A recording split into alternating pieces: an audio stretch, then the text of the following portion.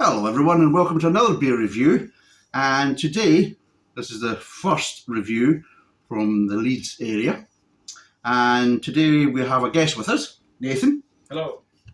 And Nathan is into his craft beer, so he's a dirty anyway. I'm joking, but yes, he likes his craft beer and he's not frightened of hops. So we're starting off today with a beer called Virtuous by Kirkstall Brewery in Leeds. Thumbnail. That's what you got to do for the thumbnail. Nice. So a little bit behind it, it's £1.80 a can. It's a 330ml can, and you're not holding back. He's straight in there. You know, no spiel. Let's not talk about it. Look, he's licking everything. Look, he's sniffing it. It smells pretty good. He's a deviant for beer, and it's £1.80 a can. It's 4.5%, 300ml can. Were they not doing a sale where you were getting so many for £3 or something like that? Yeah, you get like 4 cans or whatever for the price of 3. For the price of 3. So they're doing 4 for 3s basically. So you can obviously get it cheaper than £1.80 if you like the beer and you want to buy more than one. So let's crack it open and then see what it's like. So let's use a pour.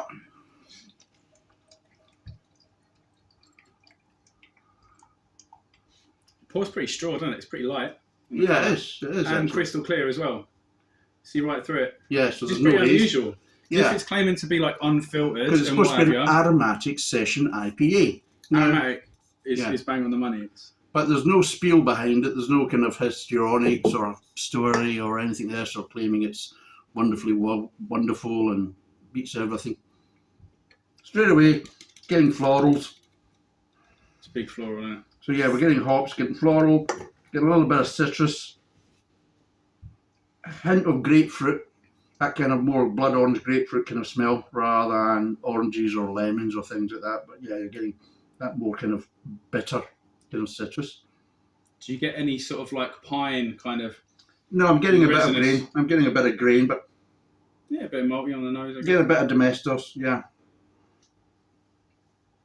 Ever so slightly, but yeah, you're getting that kind of grain, which again comes from the hops, and not really getting any malt, not getting any sweetness from it really, apart from that kind of faux sweetness you get from kind of grapefruits, because you smell that and it smells kind of like a citrus kind of sweet fruit, and then of course obviously you taste it and it's not.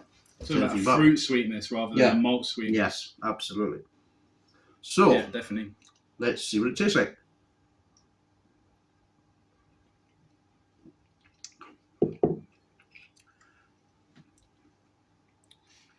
I'd say it's pretty bitter up front. There's a nice bitterness, but it's not overpowering. It's not like mouth-stripping bitterness.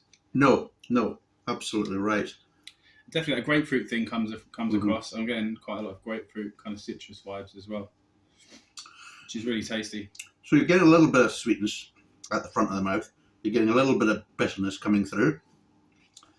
The real hops don't kick in until the mid-tongue, and you're getting the main kind of grapefruit flavours in the mid-tongue with it. It comes into the aftertaste, that kind of grapefruit and sweetness is slightly kind of dissipating, and it comes to a very clean finish, so it doesn't hang about the mouth too much, but the last thing to dissipate is actually the slight bitterness from the kind of grapefruit flavour. So the sweetness kind of tails off first, and then you're just left with a little bit of kind of grapefruit sour in the aftertaste, but it's quite clean, it doesn't linger. It's nice. Yeah. It's really nice. I think it's a nice bitterness as well. Like, I think the balance is good between that kind of fruitiness and the bitterness as well. Yeah. It's not like overly one or the other, I'd say. It kind of strikes a good balance between the two and really drinkable. Like, yes, there is a balance on this, you know? Absolutely, there is a balance. You should go back for another.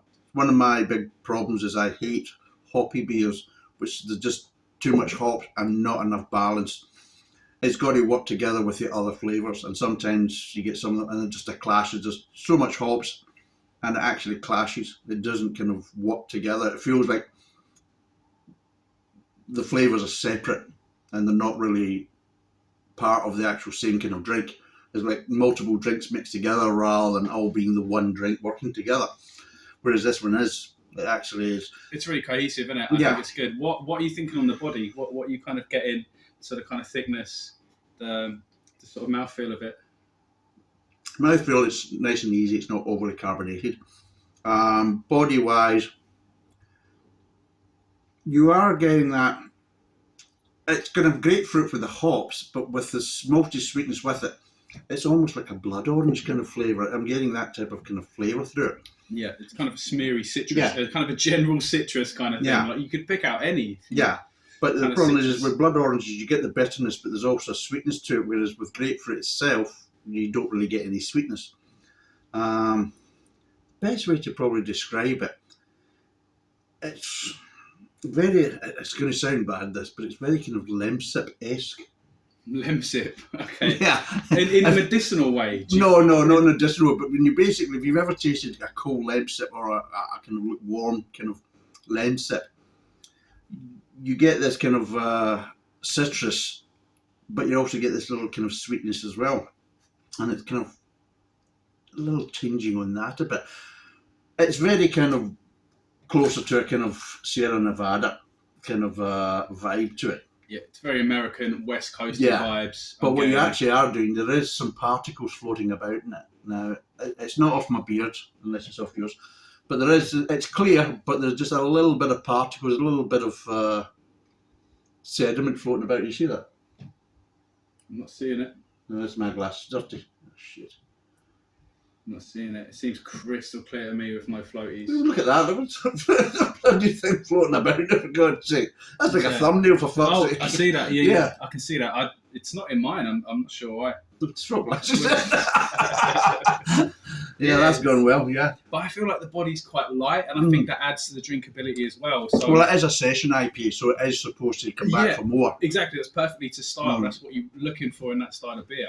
And I think it does it really well. Like, I definitely get, as well as the citrus thing, a more like pine kind of resin vibe as well. Not upfront, not super prominent, but I feel like it's definitely there, and it complements that kind of citrus vibe quite well, I think.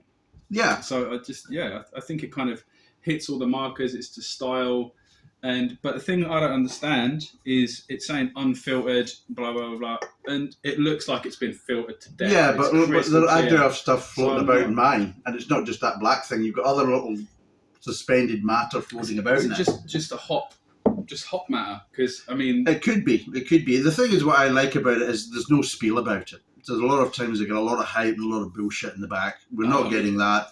The thing I does go against it is, for £1.80 it's a 330ml can.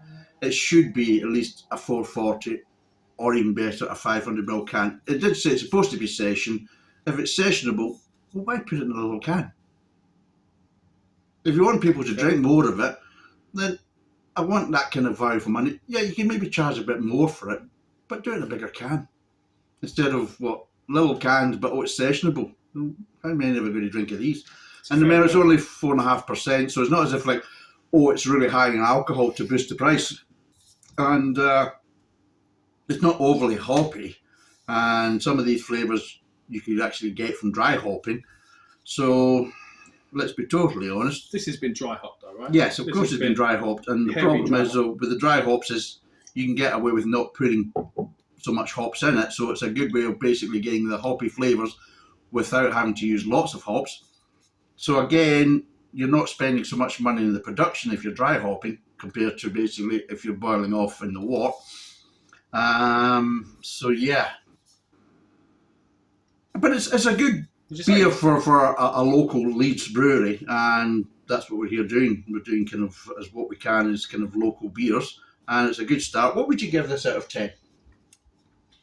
Now remember, it's supposed to be a session IPA, so it's out of 10 for a session IPA, not just for a beer. How to style it is. Yeah, and obviously I'd say I'd rate that pretty highly to style. That's kind of. But you've also bring price and size of can into it as well. It's definitely to style, so that would rank pretty high. But I'd maybe knock points off because it's not as kind of hoppy as I'd like. Like, I'm not too keen on the floralness on the nose. I don't really get it on the taste so much, but I'd say a solid 8. Like, I'd seek it out. Mm-hmm. I would seek it out, and it's kind of right in my wheelhouse. It's kind of what what I like to drink, and it's to style. Yeah. It's really tasty. Well, for a session IPA, I think it's actually not too bad, and it's on the bit of the reserve, because obviously for a session IPA, a lot of other companies, like Sirens is a good example, would go hop it off its tits, really, to be totally honest. So I think they've been a bit reserved with it, and by doing that, it does make it a bit more sessionable and more drinkable, because there is that balance. What goes against it, though, is, of course, the price isn't too bad, but the can is too small.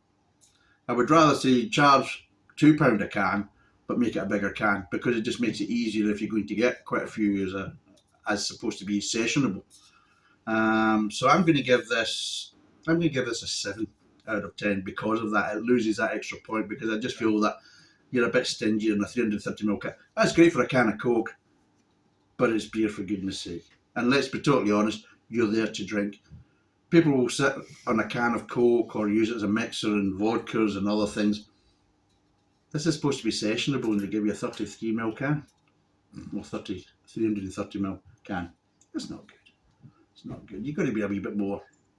But in general, kudos for not putting all the hype in the back, not claiming it's this, that, and the other. And yeah, for me, it's balanced enough. There's enough hops. I mean, it could be a little bit hoppier, but I think there's a case as though they've just got the kind of balance right for that kind of sessionable. I mean, if you're going to make it more hoppy, then you're going to also make it less sessionable as well, from that point of view. Because on that basis, if it was more hoppy, you might have to stagger your drinks. Hoppy, less hoppy drink, then back onto a hoppy one. It's really difficult to be continuous with high hops, because you start losing flavour, you start getting that kind of mouth fatigue. Palate fatigue, heavy, especially with hoppy beers. And that's the kind of stuff I drink all the time. Like, that's my kind of wheelhouse, so I know how quickly that can set in. Who do you think picked us? Yeah, no points for guessing. Yeah, absolutely. But yeah, so it's an 8 out of 10 from Nathan. It's a 7 out of 10 from me. I would recommend it. It's just a shame that it's not coming in a bigger can. But that's us. Yeah, for this review. Tall can would go well, definitely. I agree with that. Mm-hmm. And I think you could extrapolate that out to the style, basically. If you're saying it's a session IPA, that's a really good thing I hadn't thought of before. Like, you want a beer you can drink a lot of quickly, yeah. Tall can, why not? Yeah, absolutely right. Makes sense. Speaking of which. Oh, we have another one. The one in a tall can. Yeah, we've got one in the tall can coming up, so that'll be up for a later review. So, that's us for this review. You want to say it? Say what? Say your goodbyes or whatever. See you later. See you later. So, that's us for this review. Thanks for watching.